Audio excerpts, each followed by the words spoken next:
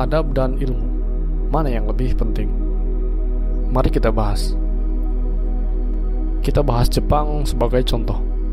Di sekolah Jepang, tidak ada yang namanya tes atau ujian hingga mereka menginjak kelas 4 atau usia sekitar 10 tahunan.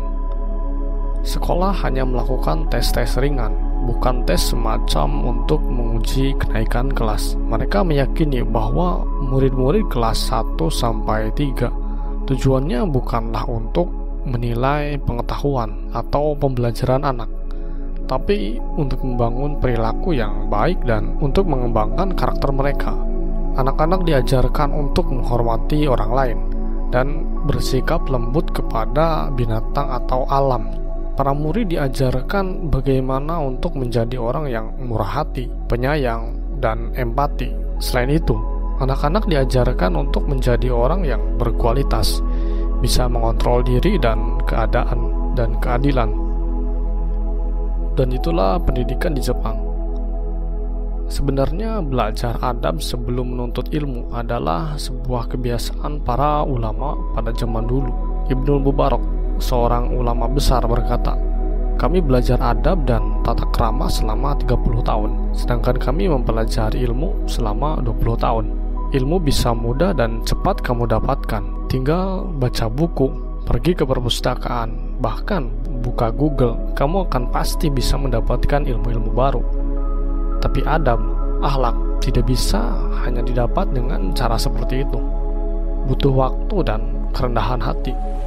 Itulah kenapa para ulama terdahulu sangat berkualitas, ilmunya tinggi dan tidak saling menyalahkan antara satu sama lain, karena mereka telah belajar adab sebelum berilmu." Mari kita bahas ke sisi lain dan lebih detail. Menurut kamu, mana yang lebih nyaman untuk kita lihat? Orang yang berilmu tapi adabnya kurang, atau orang yang adabnya bagus tapi ilmunya kurang? Pasti sebagian besar kita cenderung untuk memilih orang yang beradab, karena akan ada kenyamanan bersama orang yang seperti mereka. Tapi tentu, dua pilihan tadi bukanlah pilihan yang terbaik, karena jauh lebih baik bagi kita untuk menjadi berilmu dan beradab. Contoh lain, kenapa adab lebih penting daripada ilmu? Kalian pasti sudah tahu para koruptor. Pertanyaannya adalah, apakah mereka orang bodoh? Orang yang tidak terdidik? Saya rasa tidak. Silahkan cek dan lihat, karena koruptor rata-rata memiliki pendidikan yang tinggi, bahkan tidak sedikit yang memang pintar. Ditambah dalam menjalankan korupsi akan ada skenario, analisa, mencari celah, kerjasama, dan lain-lain. Dan itu semua hanya bisa dilakukan oleh orang-orang pintar.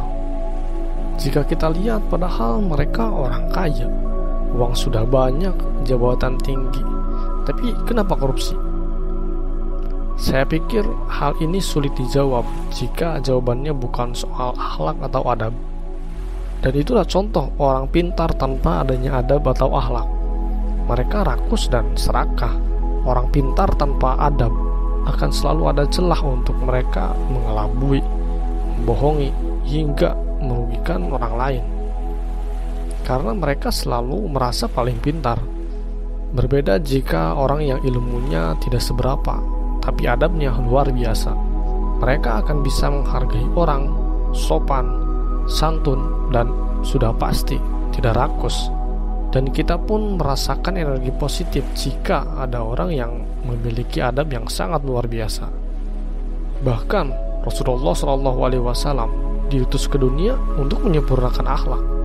Mungkin kita pernah di posisi ketika kita memiliki teman atau saudara yang jauh lebih pintar dari kita, tapi akan ada kalanya dia salah dan kita mencoba untuk mengoreksinya. Dan tidak jarang orang yang pintar sulit dinasehati dan tidak suka diberi kritikan, apalagi orang yang memberinya kritik adalah orang biasa yang dari pendidikan dan keilmuan lebih rendah darinya, karena mereka selalu melihat posisi keilmuan terlebih dahulu. Tapi orang beradab tahu, jika ada orang yang menasehatinya, mengoreksi, dan mengkritik, itu adalah teguran halus supaya kita berbenah. Karena teguran tidak selalu datang dari orang pintar atau ilmunya tinggi, dan orang pintar tidak selalu dalam posisi benar. Begitu pula sebaliknya, orang yang ilmunya rendah tidak selalu ada di posisi yang salah. Maka dari itu, perlu hati yang bersih dan lapang dada untuk menerima hal seperti ini. Dan ini hanya bisa kamu pahami jika kamu memiliki adab atau akhlak. Adab dan ilmu ada porsinya masing-masing. Jadi, buatlah dirimu didominasi oleh akhlak atau adab, karena adab yang bisa mengingatkanmu dan memberimu batas. Belajar adab membutuhkan kerendahan hati, dan hal ini yang jarang diterima oleh orang-orang yang pintar, yang selalu mengedepankan logika daripada hati. Contoh lagi, di dunia kerja tidak sedikit perusahaan yang mementingkan attitude daripada skill alias ilmu atau kepintaran.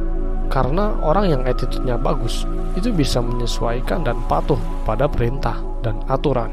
Tapi berbeda dengan orang pintar, dengan rasa ilmunya tinggi, mereka cenderung akan sulit diatur, terlalu banyak argumen, sulit diajak kerjasama, dan egois. Mungkin tidak semua, tapi hal ini selalu ada di kondisi orang pintar.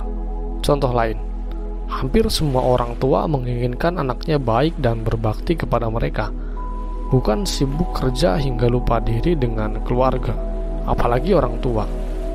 Maka tidak sedikit anak yang mementingkan karir daripada orang tua.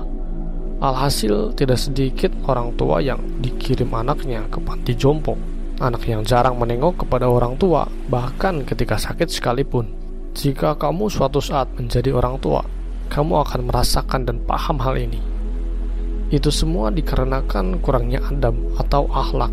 Jadi hasilnya malah menuhankan materi dan kepintaran. Dari para ulama menyebutkan adab lebih penting. Di dunia kerja, adab dan attitude lebih utama. Di mata orang tua, akhlak dan adab sangat diharapkan. Di mata orang tua, akhlak dan adab sangat dibutuhkan. Di kehidupan sosial pun, adab dan sopan santun lebih dijunjung tinggi. Jadi, adab memang lebih utama daripada ilmu. Pesan dari saya adalah, ilmu tanpa adab seperti api tanpa kayu, dan adab tanpa ilmu seperti jasad tanpa ruh.